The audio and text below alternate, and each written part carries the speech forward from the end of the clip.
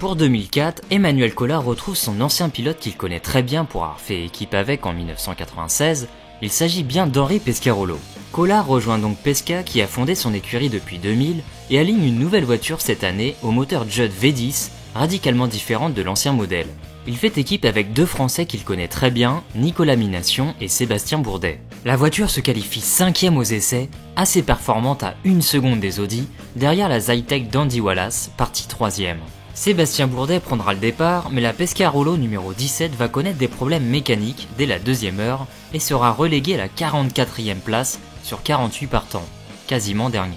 Mais le Mans dure bien 24 heures, et aussitôt reparti, la Pescarolo numéro 17 remontera jusqu'à la 5e place au dimanche matin, avant que son moteur ne rende l'âme aux alentours de midi. L'année 2005 sonne pour Emmanuel Kolar comme une de ses meilleures performances au Mans. Toujours engagé pour l'équipe d'Henri Pescarolo, il est placé sur la voiture numéro 16 avec Jean-Christophe Bouillon et Eric Comas. Cette voiture n'est pourtant pas la plus regardée par l'œil des fans du team Pescarolo.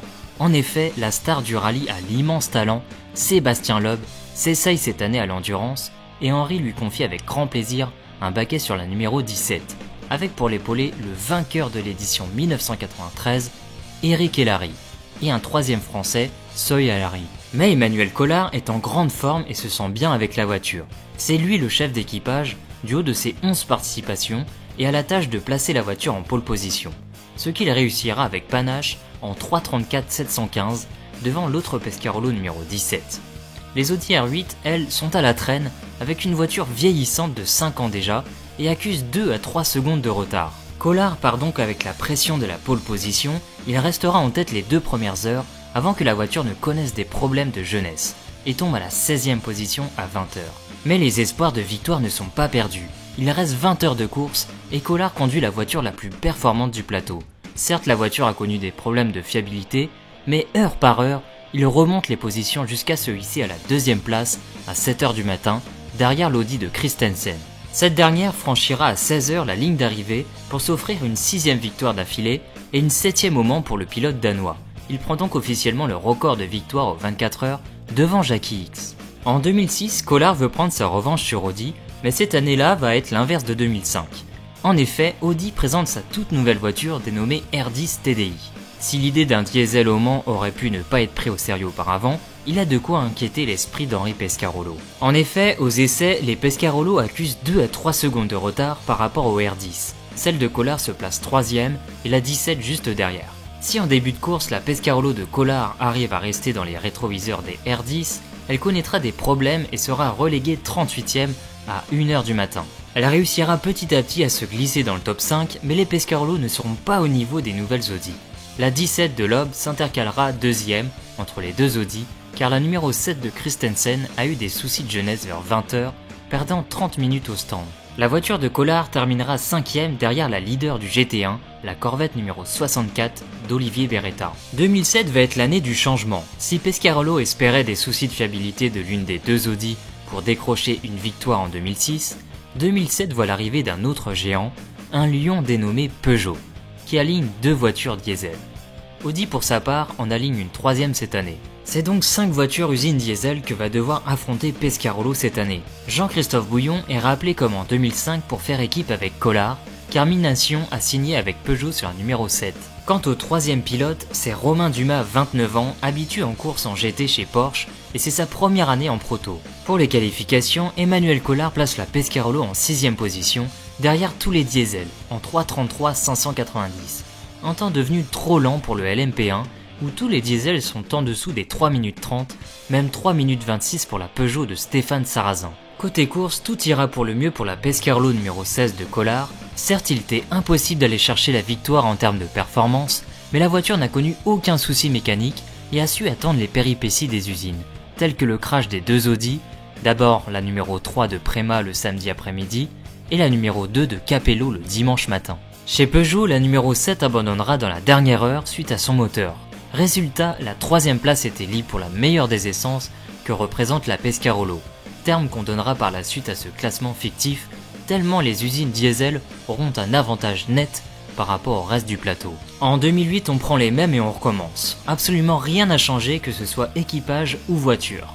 Certes, Jean-Christophe Bouillon signera un bon 3:28.533 en qualif, soit 5 secondes de mieux par rapport à 2007, mais le reste de la concurrence a lui aussi augmenté la cadence, avec un terrible 3:18.513 signé Stéphane Sarrazin, soit quasiment 8 secondes de mieux que la pole position de 2007 et 10 secondes avec la Pescarolo. Un autre monde. Le fossé se creuse encore plus cette année entre diesel et essence. De plus, Peugeot aligne désormais 3 voitures, ce qui porte à 6 le nombre de diesel, et d'autres nouvelles voitures viendront barrer la route à Pescarolo, telles que la nouvelle Lola B0860 ou la Dome S102 des Japonais, qui ressemble fortement au niveau de la ligne à la Toyota GT1. Enfin, c'est ce que je me suis dit personnellement, car c'est la première année où j'ai assisté aux 24 heures du Mans sur place. Cette Dome d'ailleurs utilise le même moteur Judd V10 comme la Pescarolo. Côté course, Collard partira 9ème et personne ne pense à la victoire dans le team. L'objectif est de terminer désormais dans le top 10, le podium n'étant même pas envisagé. La voiture se maintiendra 7ème les premières heures, juste derrière les usines, avant de plonger 13ème, puis de se stabiliser autour de la 8ème place, avant d'abandonner vers 6h du matin, suite à un piston crevé. En 2009, Emmanuel Collard stoppe l'aventure Pescarolo et s'essaye au LMP2, une catégorie dans laquelle il n'a jamais couru au Mans. Il va apporter son expérience au team danois Essex qui engage une Porsche RS Spyder, voiture apparue en 2006 dans le championnat américain ALMS, et dont Collard connaît bien car il a déjà participé à quelques courses à son volant. Il partagera la voiture avec 2 Danois, Christian Poulsen et Kasper Elgaard. En qualif, Kasper Elgaard signera le meilleur temps du LMP2 en 3:37.720, soit 20ème du général, et aura pour concurrent l'autre Porsche RS Spyder, les Lola et les Hightech. Côté course, tout va se passer à merveille. La voiture restera en tête de la catégorie quasiment tout le long de l'épreuve, mis à part 1 heure ou 2 concurrencées par l'autre Porsche du Team Go. Les autres voitures de la catégorie ne seront en aucun cas une menace, étant bien trop lentes pour arriver à la concurrencer. En 2010, Emmanuel Collard revient en GT, 7 ans après sa dernière participation dans cette catégorie en 2003, où il avait remporté la catégorie sur une Porsche. Il est recruté par Corvette Racing dans la catégorie LMGT2, aux côtés du duo mythique de chez Corvette depuis 2004, Olivier Beretta et Oliver Gavin. 2010 sonne la dernière année des catégories GT1 et GT2, rebaptisées par la suite GTE Pro et GTE AM, où la différence ne sera plus la cylindrée et la puissance des voitures, mais le niveau des pilotes engagés. De ce fait, les Corvettes de cette année seront différentes de celles de l'année dernière, plus lourdes et moins puissantes. Mais cette puissance suffira à Corvette à placer la 64 de Collard en 2ème position du GT2 en 3:59.435, derrière la Ferrari 430 de Bruni. Côté course, certes la passe d'armes entre les Corvettes et la Ferrari des tenants du titre fut sensationnelle, mais avec 2 moteurs KO chez le constructeur américain et une boîte de vitesse hors d'usage chez Ferrari, le bilan est totalement négatif pour ceux qui ont voulu jouer d'entrée les premiers rôles. Et comme souvent en pareil cas, c'est un 3ème larron qui s'impose, en l'occurrence Porsche. En 2011, Pescarolo est de retour en LMP1 après une année sans sport automobile, dû à de lourds problèmes financiers. Jacques Nicolet, propriétaire de Hawk Racing, s'associe alors à Joël Rivière pour acheter l'ensemble des biens de l'équipe pour 400 000 €. Grâce à cette rentrée d'argent, Henri Pescarolo revient avec son équipe sur les circuits en 2011 sous la nouvelle appellation Pescarolo Team.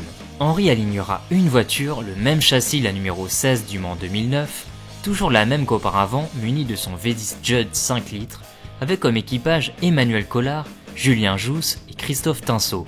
Un trio là encore 100% français. Julien Jousse signera aux essais un 3:33.66 en 9ème position, derrière bien évidemment les 3 Audi, les 3 Peugeot et celle d'Oreca qui reste loin devant en performance pure. Elle sera en fait 2ème des meilleures essences derrière la Lola B1060 de Neil Jani. Côté course, la voiture sera fiable et sera juste derrière les diesels Audi et Peugeot, bataillant par moments avec la Lola de Neil Jani, et elle devancera même l'ancienne Peugeot de chez Oreca. Collard profite des abandons des Audi de McNish et Rockenfeller pour se hisser 5ème. Une course malheureusement qui se termine mal, car à la 23ème heure de course, à 13h06 plus exactement, Emmanuel Collard tire tout droit au virage Porsche. La voiture est détruite, c'est l'abandon. Ça sera la dernière apparition au Mans de cette Pescarolo. L'année suivante, en 2012, Emmanuel Collard pilote la nouvelle Pescarolo 03, voiture qui n'a absolument rien à voir avec la précédente. Nouveau châssis, nouveau moteur, qui sera toujours un Judd mais en V8. Aux essais, Collard signe le 13ème temps en 3:37.485, un temps loin du top 6 des diesels, la moins rapide des Audi, celle de Rockenfeller, est 9 secondes plus rapide, la meilleure des essences, la HPD de Danny Watts, est 7ème à quasiment 8 secondes devant. Et l'autre voiture du team Pescarolo, une Dome de 2008 rachetée à l'usine, est 10ème à 4 secondes devant. Malheureusement, cette édition commence mal, Jean-Christophe Bouillon est déclaré non partant dû à des soucis de santé.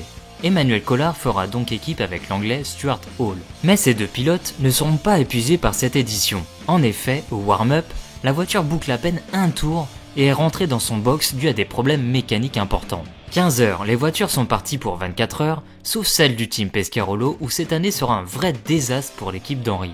La 16 de Collard boucle à peine quelques tours que les soucis mécaniques reviennent. La voiture fera plusieurs va-et-vient entre la piste et les stands pour au final boucler 20 tours sur 4 heures de course et 1h49 dans les stands où elle y restera définitivement. La voiture sœur, la Dome de Sébastien Bourdet, ne fera pas mieux en restant pas loin de 11 heures dans son box et sera déclarée non classée car avec 203 tours couverts, la distance parcourue est insuffisante et représente moins de 75% de celle du leader. 2012 sera malheureusement la dernière année de la présence officielle des voitures d'Henry Pescarolo et également la dernière fois qu'Emmanuel Collard sera dans un team LMP1 avec le potentiel de finir dans le top 10. Chers passionnés du Mans, c'est ici que je vous propose de rentrer au stand et de vous abonner à ma chaîne si celle-ci vous intéresse. On repartira en piste très prochainement pour étudier la troisième et dernière partie des participations d'Emmanuel Collard aux 24 heures du Mans. Alors à très vite.